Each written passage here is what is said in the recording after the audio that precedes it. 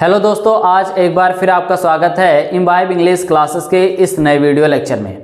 देखिए, आज के इस वीडियो लेक्चर में मैं आपको बताने वाला हूं कुछ ऐसे बेसिक पॉइंट के बारे में जिसको जान के आप अंग्रेजी की शुरुआत कर देंगे।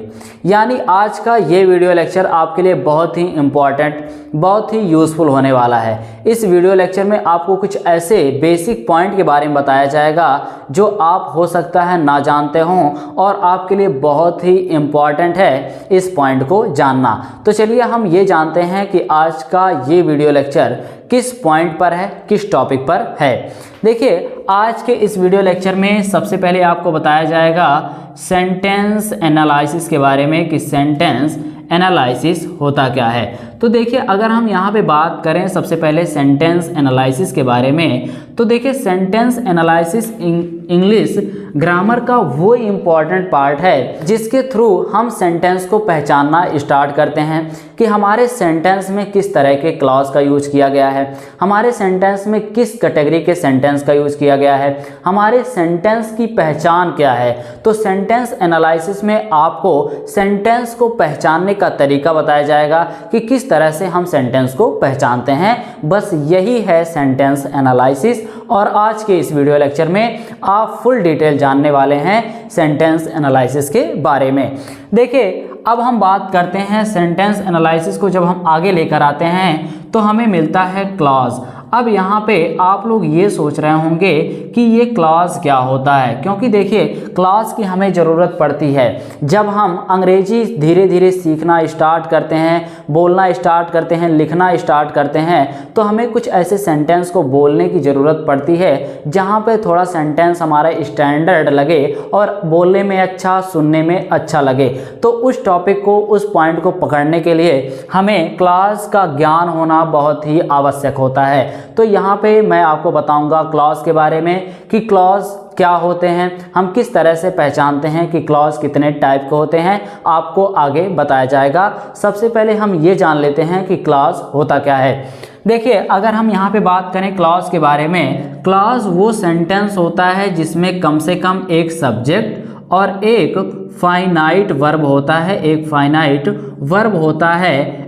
ऐसे सेंटेंस को हम क्या कहते हैं? क्लॉज कहते हैं। यानी एक क्लॉज को कंप्लीट होने के लिए कम से कम एक सब्जेक्ट और एक फाइनाइट वर्ब की आवश्यकता होती है, तभी हमारा एक कंप्लीट क्लॉज होता है। तो यहाँ पे मैंने आपको बताया कि क्लॉज क्या होता है, एक सब्जेक्ट और एक फाइनाइट वर्ब होता है, वही क्या कहलाता है? वही क्लॉज कहलाता है। अब कई लोगों के मन में ये डाउट चल रहा होगा कि फाइनाइट वर्ब क्या होता है। तो देखिए, फाइनाइट वर्ब वो वर्ब होता है जो सेंटेंस में आए हुए सब्जेक्ट और सेंटेंस के टेंस के बदलने के अनुसार बदल जाते हैं। ऐसे वर्ब को हम कौन सा वर्ब कहते हैं? ऐसे वर्ब को हम फाइनाइट वर्ब कहते हैं। जैसे यहाँ पे देखिए एग्जाम्पल हो सकता है। एग्जाम्पल क्या, मैं अगर यहाँ पे लिखूँ ही ईट्स, ही ईट्स, तो देखिए ये क्या क्लॉज है? हाँ, ये क्लॉज है। क्यों? क्योंकि यहाँ पे देखिए एक सब्जेक्ट और एक फाइनाइट वर्ब।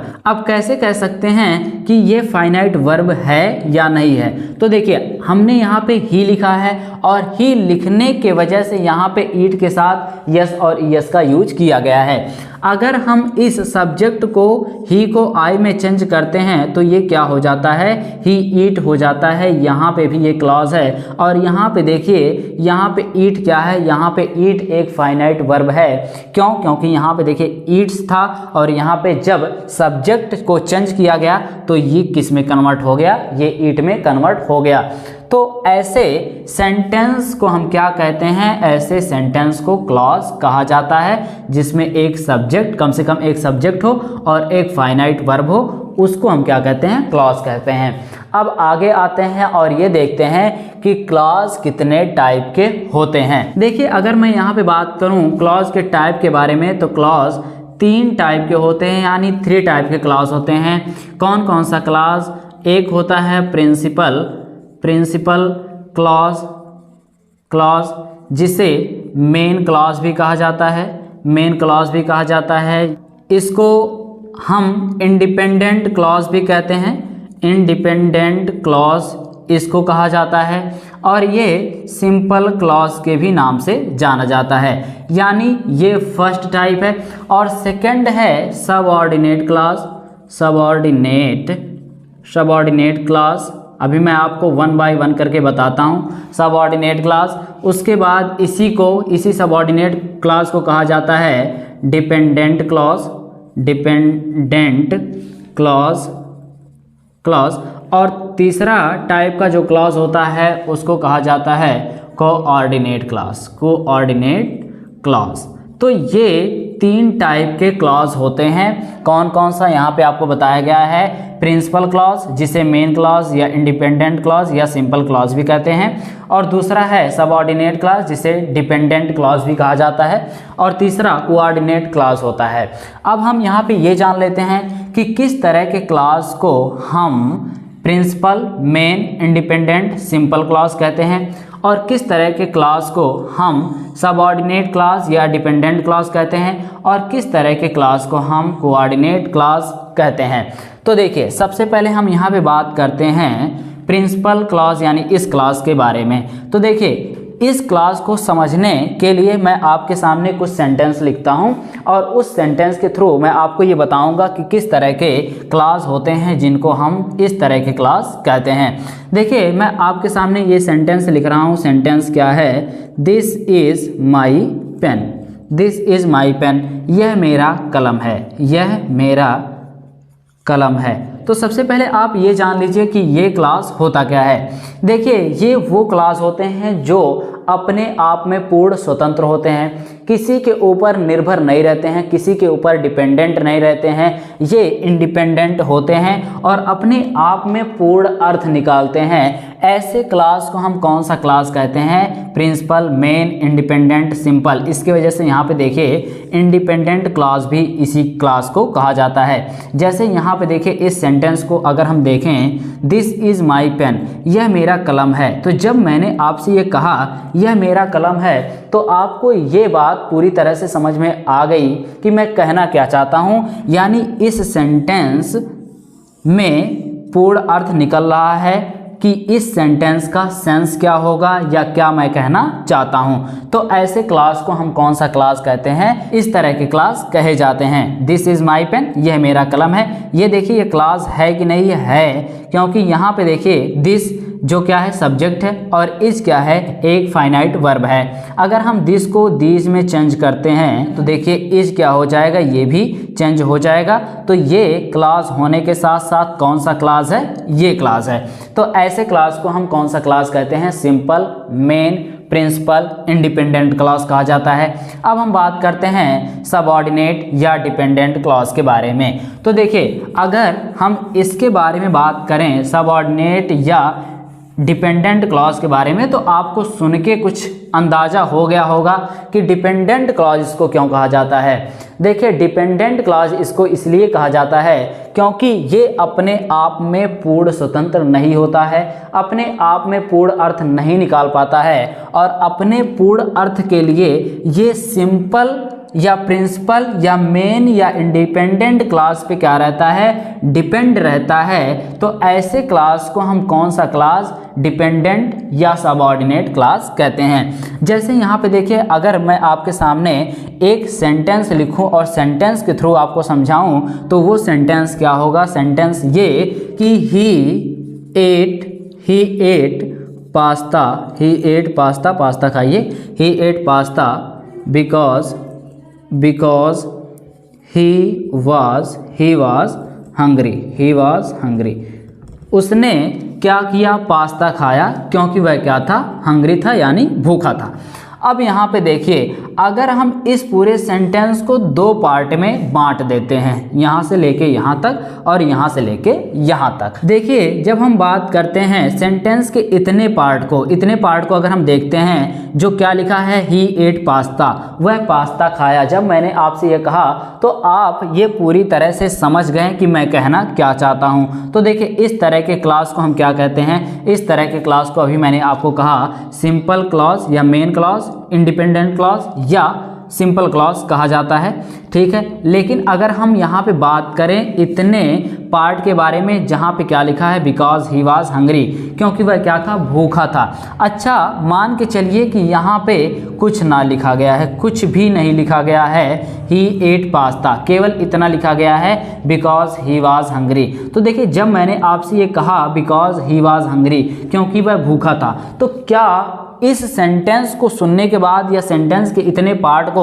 सुनने के बाद आपको ये समझ में आ गया कि मैं कहना क्या चाहता हूँ, क्योंकि वह भूखा था? यहाँ तो पूरा सेंटेंस का सेंस बन ही नहीं रहा है। तो ये किस पे डिपेंड कर रहा है? ये डिपेंड कर रहा है सिंपल क्लॉज पे, यानी अपने पूर्ण अर्थ के लिए ये किस पे डिपेंड है? सिंपल क्लॉज पे डिपेंड है। और ऐसे क्लास को, ऐसे पूरे क्लास को हम कौन सा क्लास कहते हैं? सबऑर्डिनेट क्लास कहते हैं। और यहाँ पे मैं आपको और एक मेथड बताना चाहता हूँ जिससे आप ये बहुत ही इजीली तरीके से पहचान सकते हैं कि ये जो क्लॉज हमारा है वो सबऑर्डिनेट क्लॉज है भी या नहीं है, ये डिपेंडेंट क्लॉज है या नहीं है। देखिए जब आपका कोई भी सेंटेंस किसी भी सबऑर्डिनेटिंग कंजक्शन से शुरू हो तो वो क्लॉज क्या होता है? वो क्लॉज सबऑर्डिनेट क्लॉज या डिपेंडेंट क्लॉज होता है। अब यहाँ पे आपके मन में ये डाउट हो रहा होगा कि सबऑर्डिनेटिंग कंजक्शन क्या होता है। तो देखिए सबऑर्डिनेटिंग कंजक्शन आपके मोबाइल के स्क्रीन पे दिखाया जा रहा है, आप इसको देखिए। यहाँ पे आपको सभी subordinating conjunction one by one करके दिखाया जा रहा है, आप इसको देखिए और समझ जाइए कि जब इस तरह के कंजक्शन से किसी भी सेंटेंस की शुरुआत हो रही है तो वो क्लॉज कौन सा क्लॉज कहलाएगा? वो क्लॉज सबऑर्डिनेट क्लॉज या डिपेंडेंट क्लॉज कहलाएगा। जैसे यहाँ पे देखिए बिकॉज, बिकॉज क्या है? ये सबऑर्डिनेटिंग कंजक्शन है। ये किससे शुरू हो रहा है? सबऑर्डिनेटिंग कंजक्शन से।